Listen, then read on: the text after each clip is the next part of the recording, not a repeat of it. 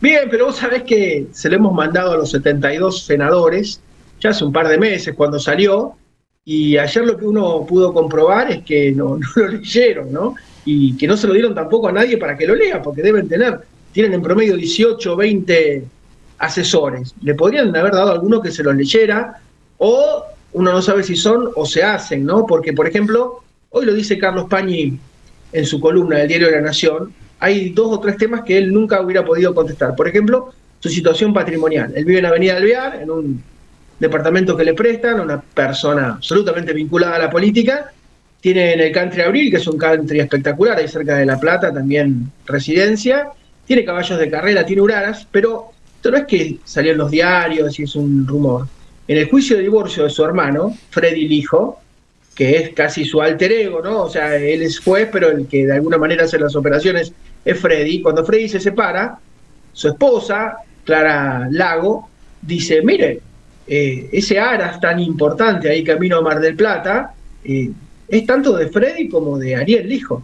Y él jamás lo declaró. Él no puede justificar, tiene un nivel extravagante de vida, le dicen el doctor Lujo, y a su hermano Freddy le dicen Freddy Balijo. Imagínate, ¿no? A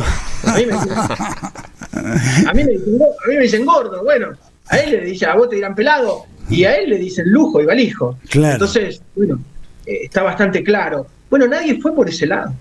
Es increíble, nadie fue por ese lado, nadie lo acorraló, porque él no tiene manera de justificar. Siempre fue funcionario judicial, hace 20 años que es juez y antes fue funcionario judicial con Riva Aramayo. Pero cosas clave, una sola te cuento. En la causa Siemens, que es una causa que está absolutamente probada porque los alemanes confesaron, donde en todo el mundo condenaron, menos en Argentina, pasa lo mismo que con Odebrecht, que todo el mundo condenó menos Argentina, que el FIFA Gate, donde todo el mundo condenó menos Argentina, que Skanska, donde todo el mundo condenó menos Argentina. Bueno, en este caso también, Siemens, van todos presos menos en Argentina, donde está el hijo. ¿Quién era uno de los que tenía que ir preso? Carlos Corach. ¿Por qué? Porque aparecía recibiendo coimas de millones de dólares. Era el ministro de Interior. Claro. ¿Quién es Carlos Corach? El que pone al hijo con Riva Aramayo a trabajar en tribunales, pero además comparten fiestas de fin de año, comparten vacaciones en Punta del Este, tienen fotos juntos en todos lados. Cuando le llega la causa, el hijo debería haber dicho, no, mire, yo me excuso, porque la familia Corach, no solamente Carlos, sino sus hijos, son mis amigos. Él no se excusó. ¿Por qué no se lo dijeron ayer? La nuera de Corach, que se le ocurrió reclamarle al hijo de Corach varios millones de dólares, especialmente por la coima de Simmons, hace pocas semanas apareció muerta en Nordelta y nadie sabe qué pasó. Ah, no me digas. Estamos hablando de cosas truculentas. Estaba a punto de declarar en la causa Siemens y apareció muerta en Nordelta y nadie sabe qué pasó, como todo lo que pasa en Nordelta. Entonces, vamos, tenían miles de cosas para decirle y no se las han dicho. Entonces, ¿cuánto hubo realmente de interrogatorio y cuánto de sketch? Lean el libro, con haber leído el libro hubieran tenido unas cuantas cosas para inspirarse. Fue una payasada, pero bueno, ¿qué pasa? Vos recién lo mencionabas al hijo, ¿sí? Sí, porque está, digamos, como planteamos recién, el Senado es el que se encarga de discutir la composición de la Corte Suprema. O sea, eso solamente pasa por la Cámara del Senado y bueno, está en discusión. Por eso Marcelo hace el libro, ¿sí? La posibilidad de que... ¿Cómo se llama el otro? Tiene doble apellido. ¿El otro que propone Milei? Con M, me parece. García Mansilla. Mansilla, ahí está. García Mansilla no es otro bebé de pecho, es el presidente de lo que es la Cámara del Petróleo, es el mayor lobista del petróleo. O sea, ¿cuál es la obsesión de Milei?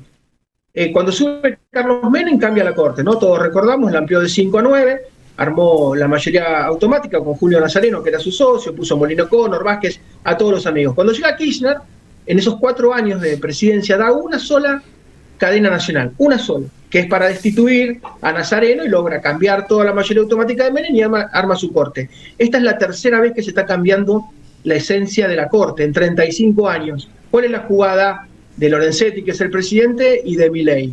Lorenzetti juega con Milei, García Mansilla reemplaza a Juan Carlos Maqueda, que se va por 75 años a fin de año, y Lijo reemplaza a Hayton de Nolasco. Es decir, ahora hay 3 que van a ser favorables a Milei. Claro. Uno, lobista del petróleo, como decía García Mansilla. ¿Por qué? Porque todo lo que está haciendo Milei va a terminar en la Corte. Los Righi, es una especie de régimen especial que para muchos es anticonstitucional porque establece muchas ventajas para los que recién llegan en detrimento de los que estaban. Entonces todo va a terminar en la Corte, con lo cual no es de alguna manera inocente lo que está haciendo Milei. Está buscando una nueva mayoría de la mano de Lorenzetti para que automáticamente le digan todo que sí en el futuro. Ahora, Marcelo, perdóname, estoy pensando, porque hiciste un repaso histórico, ¿no? De la composición de la Corte, digamos, la ampliación y demás. Y no puedo dejar de pensar lo boludo y lo cagón que tenés que ser para ser Alberto Fernández, tener 4 años de presidencia y no tocar absolutamente ni medio botón en esta composición. O sea, ni... Pero él no tenía el poder. Pero, o sea, Cristina se lo dijo en mil veces, ¿no? Pregúntale a Marcelo. La famosa lapicera, usar la lapicera, y qué sé yo. Pregúntale a Marcelo. No quiso tocar ni un callo y... Pero déjalo que Marcelo cuente. A ver, ¿cuál es tu mirada? No, hay una persona que ayer se mostró, a la cual hay que seguir más, que se llama Mauricio Macri, calabrés. Sí, que movió. A quien Jorge Asís dice el ángel exterminador. Sí, bien puesto. Yo les digo que algún día ustedes investiguen, yo lo voy a hacer algún día. ¿Cómo murieron los comisarios que los secuestraron? Murieron todos de manera muy extraña, algunos cayeron desde edificios. Él los buscó, ¿eh? Como moría la gente en el menemismo, digamos. No. Todos murieron. Todos tuvieron accidentes tremendos, todos murieron. Los que los secuestraron en el 92. Mauricio Macri armó esta corte. Mauricio Macri puso a Carlos Rosenkrantz, que era su abogado, era el abogado de Pharma City, por ejemplo, era su abogado prácticamente personal.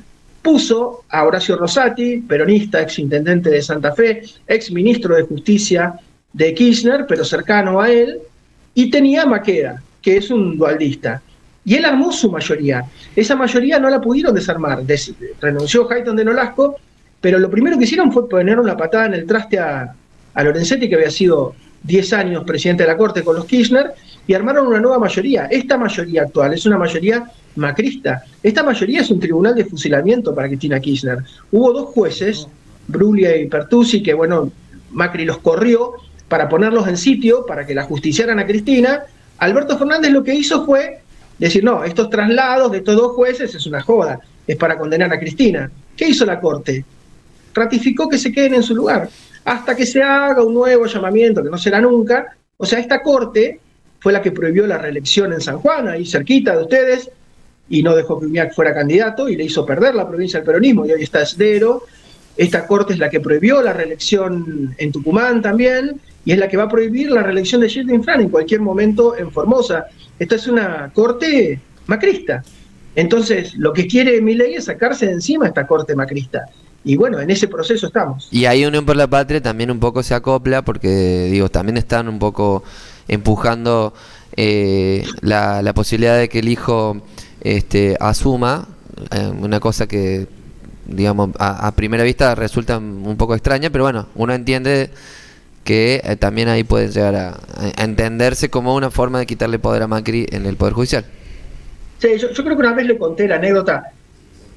Mi bisabuelo, el padre de mi abuela, que yo no lo conocí a mi abuela, mi bisabuelo no, era italiano, y bueno, llegó a Rosario y le fue bien como constructor, construyó una cárcel, escuelas, le fue bien, y tenía una casa larga, esas casas chorizo, y tenía muchas piezas para pensión detrás, no tenía una propiedad para pensión. Y en esa propiedad, bueno, venían italianos, él era de Sicilia, de Palermo, de Nápoles, del sur, de Milán, de todos lados. Y un día llega un italiano, creo que se les conté la anécdota. No. Llega un italiano y hablaba con mi bisabuelo. Y mi abuela hablaba italiano, entendía, ¿no? Hija de italianos, entendía. Y hablaban, y mi bisabuelo le decía, no hay lugar, no hay lugar. Y se va, este italiano que quería una pieza. Y mi abuela le dice, papá, dice, no, si tenemos lugar, ¿por qué que no hay lugar? Y mi bisabuelo le dijo, ¿por qué es calabrés? Y mi bisabuelo era siciliano. Un calabrés no. Yo te digo que entre los italianos, los calabreses son los más bravos y los que tienen mayor memoria y los más vengativos. No le bajemos el precio a los Macri, no los desdeñemos y no pensemos que son de alguna manera tan fáciles de manejar. Yo que Milei hoy por hoy estaría bastante... Sí, bueno, ayer se vio claramente cómo jugó Mauricio Macri, movió su ficha y bueno, le pegó una cachetada importante con el DNU de los gastos reservados para la CIDE. O sea... Yo si lo tuviera de socio Macri no me tiraría en contra de él. No. Tendría que tener el traste muy limpio. Y lo del hijo es muy interesante porque tiene la causa de Correo, que si bien la tiene cajoneada, no la ha cerrado, digamos. El hijo tampoco es ningún boludo en ese sentido, porque claramente estos tipos se agarran se guardan esa bala, digamos, en el cargador, ¿no? Comodoro Pi es un monstruo que creó Menem. Fueron 12 juzgados, lo sacaron de los tribunales de Talcahuano, lo llevaron a retiro. Son 12 juzgados, antes eran 6, para manejar todo el tema de la corrupción. Pusieron jueces muy jóvenes. Bueno, Menem durante 10 años no tuvo problemas. Salió del poder y a los 6 meses, uno de los jueces que él nombró, Urso, lo metió preso. Sí. Y en el último año, cuando los jueces estaban yendo y habían puesto algunos jueces, entre ellos Lijo, el último año, 2015, a Cristina la metrallaron. Y los 4 años de Macri, ¿cuántos fueron presos? Cuenten. Devido, Zanini, empresarios. A Budó, que lo sacaron en jogging a las 7 de la mañana. Creo que son más de 30. Más de 30 fueron presos. Muchos amigos nuestros, ¿no? Sí, muchos amigos nuestros, Marce. Bueno, ¿y quién ¿En serio? Muchos amigos nuestros, sí, fuera de joda. Y hay algo que Cristina no le perdona nunca a Macri, y por eso le da la mano como se la da el día que asume a Alberto, mirando para otro lado con una cara de asco, sí. Porque la que quedó afectada fue Florencia. Porque Bonadío fue sobre Florencia. ¿Qué? Y Florencia no tenía nada que ver. ¿Dónde está esa chica? En Cuba. Y Florencia entra en una crisis, algunos dicen que hasta con intentos contra su vida, la tuvieron que internar en Cuba. Ella iba, el día que muere la madre de Cristina, Cristina no va al entierro de su madre para viajar a Cuba de urgencia para ver a su hija. Jamás se lo va a perdonar a Macri eso, jamás. Porque fueron sobre su hija, porque es como que, viste que hay ciertos códigos. Claro. En los peores lugares hay ciertos códigos. Debajo del cinturón no. Y fueron sobre Florencia y ella jamás se lo va a perdonar. ¿Vive en Cuba, Florencia? No, está en Argentina. Cuando gana Alberto, ya después se siente más tranquila de que de alguna manera esa persecución terminaba. Ella volvió, pero tiene un perfil bajísimo, un perfil muy bajo. Vivía siempre en Constitución. Algo que se dijo siempre, de hecho, es que nosotros no le conocemos los nombres a los hijos de Mauricio Macri, y los nombres de los hijos de Cristina, no hay nadie que no sepa. Bueno, Máximo obviamente que es entendible porque es un tipo público, pero lo de Florencia, digamos que es una persona que se dedicó al cine, creo, y demás. Bueno, sí, es como vos decís, digamos, un golpe bajo ahí del cinturón. Estudiaba cine ahí en San Telmo, ¿sí? Por eso estemos atentos, porque Milei, dentro de su precariedad, ¿no?, y su falta de conocimiento de la política, cuando asumió le dijeron, vos tenés que blindar 1/3. ¿Por qué? Porque con 2/3 te echan. ¿Cuándo? En cualquier momento. Te dicen mal desempeño de sus funciones. Ya tienes 7 pedidos de juicio político. Se juntan con 2/3 y te rajan. Y es constitucional y queda Villarruel. Entonces vos tenés que tener 1/3. ¿Para qué? Para defenderte. Como tienen, por ejemplo, los juicios en el Consejo de la Magistratura. Se garantizaron 1/3. Después vos querés sacar un juez, te lo bloquean porque necesitas 2/3. Bueno, ¿qué hizo Milei? Santiago Caputo. Conspiraron contra ese tercio. Hoy no tiene 1/3. Ayer, si esos 150 y pico, 156, que sacaron y metieron el DNU, le pedían el juicio político, Milei se vuelve a su casa. O sea, es así la gravedad. Él tiene el 10% de los senadores, el 15% de los diputados. Está en una posición de debilidad extrema.